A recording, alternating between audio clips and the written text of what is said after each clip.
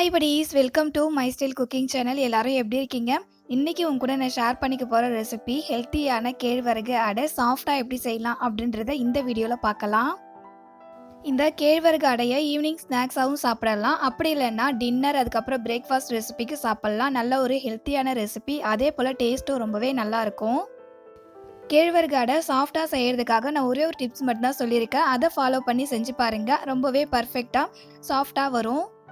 அடை எந்த அளவுக்கு சாஃப்டாக வந்திருக்குன்னு உங்களுக்கு பார்க்கும்போதே தெரியும். வீடியோவை லாஸ்ட் வரைக்கும் ஸ்கிப் பண்ணாமல் பாருங்கள். வீடியோக்குள்ளே போகிறதுக்கு முன்னாடி நீங்கள் இப்போ தான் மை ஸ்டைல் குக்கிங் சேனலை ஃபஸ்ட் டைம் பார்க்குறீங்க அப்படின்னா ப்ளீஸ் நம்ம சேனலை சப்ஸ்கிரைப் பண்ணிக்கோங்க. கூடவே பெல் ஐக்கானையும் கிளிக் பண்ணிவிட்டு ஆல் அப்படின்ற ஆப்ஷனை செலக்ட் பண்ணி வச்சுக்கோங்க. அப்போ தான் என்னுடைய எல்லா ரெசிபியும் உங்களுக்கு நோட்டிஃபிகேஷனாக வரும்.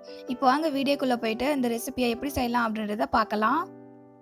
கேழ்வரகு அடையில் முருங்கைக்கீரை சேர்த்துக்கிறதுக்காக அதை எண்ணெயில் வதக்கி எடுத்துக்கலாம். அதுக்காக ஸ்டவ்வை ஆன் பண்ணிவிட்டு மேலே ஒரு பேன் வச்சுக்கோங்க. பேனில் 1 டேபிள் ஸ்பூன் அளவுக்கு மட்டும் எண்ணெய் சேர்த்துக்கோங்க.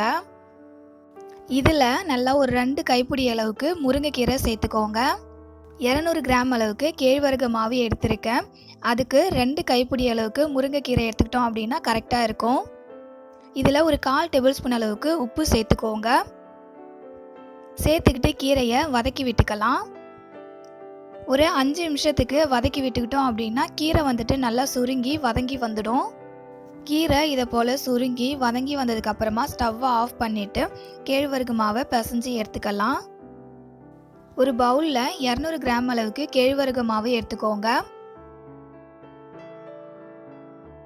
இந்த மாவு கூட ஒரு 2 இன்ச் அளவுக்கு இஞ்சியும் 3 பல்லு பூண்டும் நல்லா இடித்து இது போல் நல்லா தட்டி சேர்த்துக்கோங்க. இது கூடவே ஒரு பச்சை மிளகாய் சேர்த்துக்கோங்க. இது போல் அடை செய்யும்போது அதே போல் போண்டா வடை இதெல்லாம் செய்கிறோம் அப்படின்னா இஞ்சி பேஸ்ட்டாக சேர்த்துக்காம இதை போல் நல்லா க்ரஷ் பண்ணி சேர்த்துக்கிட்டோம் அப்படின்னா டேஸ்ட் நல்லாயிருக்கும், வாசனையும் ரொம்பவே நல்லாயிருக்கும்.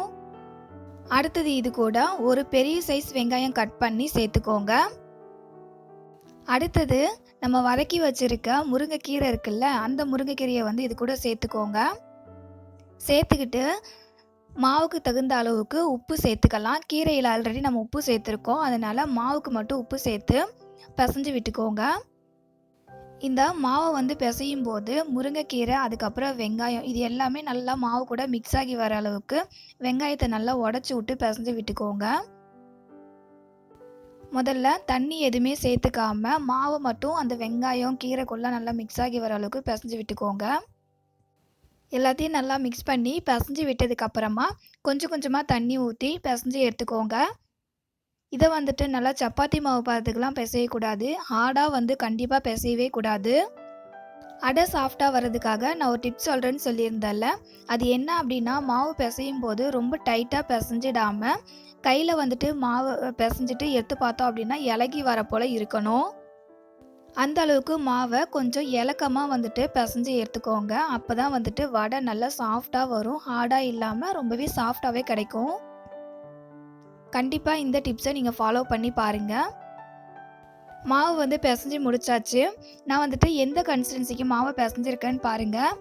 கையில் மாவு எடுத்து இந்த மாதிரி கையை வச்சு பார்த்தோம் அப்படின்னா இலகணும், அந்த அளவுக்கு இருக்கணும்.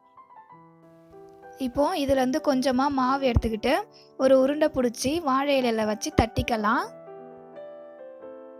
வாழை இலையில் எண்ணெய் அப்ளை பண்ணிக்கோங்க. எண்ணெய் அப்ளை பண்ணிக்கிட்டீங்க அப்படின்னா தோசைக்கல்லில் போடும்போது இலையில ஒட்டாமல் வரும். இதை போல் மாவு எடுத்து வாழை இலையில் வச்சுட்டு நல்லா அடை தட்டுற போல் தட்டிக்கோங்க. அடையை நல்லா தின்னாக தட்டி எடுத்துக்கோங்க. வாழை இலையில் அடையை தட்டி எடுத்துக்கிட்டாச்சு. இப்போது சூடு பண்ணி வச்சுருக்க தோசை தவாவில் போட்டு எடுத்துடலாம். தோசை தவாவில் போட்டு நம்ம அந்த இலையை மட்டும் எடுத்தோம் அப்படின்னாலே கொஞ்சம் கூட ஒட்டாமல் வரும். அடுத்தது அடையை சுற்றி லைட்டாக எண்ணெய் விட்டுக்கலாம். அடை ஒரு பக்கம் வெந்து வரட்டும். இந்த வீடியோ பார்த்துட்டு இருக்க நீங்கள் இன்னும் நம்ம சேனலை சப்ஸ்கிரைப் பண்ணாமல் இருந்தீங்கன்னா ப்ளீஸ் சப்ஸ்கிரைப் பண்ணிட்டு வீடியோ பாருங்கள். நம்ம சேனலில் நிறைய ரெசிபிஸ் அப்லோட் பண்ணியிருக்கேன். நீங்கள் அதை பார்க்க மிஸ் பண்ணியிருந்தீங்க அப்படின்னா நம்ம சேனலை செக் பண்ணி பாருங்கள். செக் பண்ணி பார்த்துட்டு பிடிச்சிருந்தது அப்படின்னா சப்ஸ்கிரைப் பண்ணி வச்சுக்கோங்க. அடை ஒரு பக்கம் வெந்து வந்ததுக்கு அப்புறமா மறுபக்கம் திருப்பி போட்டு வேக வச்சுக்கலாம். அடைய வந்துட்டு வாழை இலையில யூஸ் பண்ணி மட்டும்தான் தட்டணும் அப்படின்றது கிடையாது. பால் கவர், அதுக்கப்புறம் எண்ணெய் கவர் இருந்தா கூட அதில கூட நீங்க தட்டி தோசை தவால போட்டு எடுத்துக்கலாம். ஒரு ஈஸியான அண்ட் ஹெல்த்தியான ஒரு ஈவினிங் ஸ்நாக்ஸ் ரெசிபி செஞ்சு முடிச்சாச்சு. ஸ்நாக்ஸ் ரெசிபி மட்டும் இல்ல, டின்னர் அதுக்கப்புறம் நம்ம பிரேக்ஃபாஸ்ட் கூட செஞ்சு சாப்பிடலாம். அவ்வளோதான் படீஸ். இந்த ரெசிபி உங்களுக்கு பிடிச்சிருந்தது அப்படின்னா, வீடியோக்கு லைக் கொடுக்க மறந்துடாதீங்க. உங்க ஃப்ரெண்ட்ஸ் அண்ட் ஃபேமிலி மெம்பர்ஸ்க்கும் ஷேர் பண்ணி சப்போர்ட் பண்ண சொல்லுங்க. இதே போல வேற ஒரு ஹெல்த்தியான அண்ட் ஈஸியான ஒரு ரெசிபியோட நெக்ஸ்ட் வீடியோல மீட் பண்ணலாம் படீஸ். தேங்க் யூ ஃபார் யுவர் வாட்சிங்.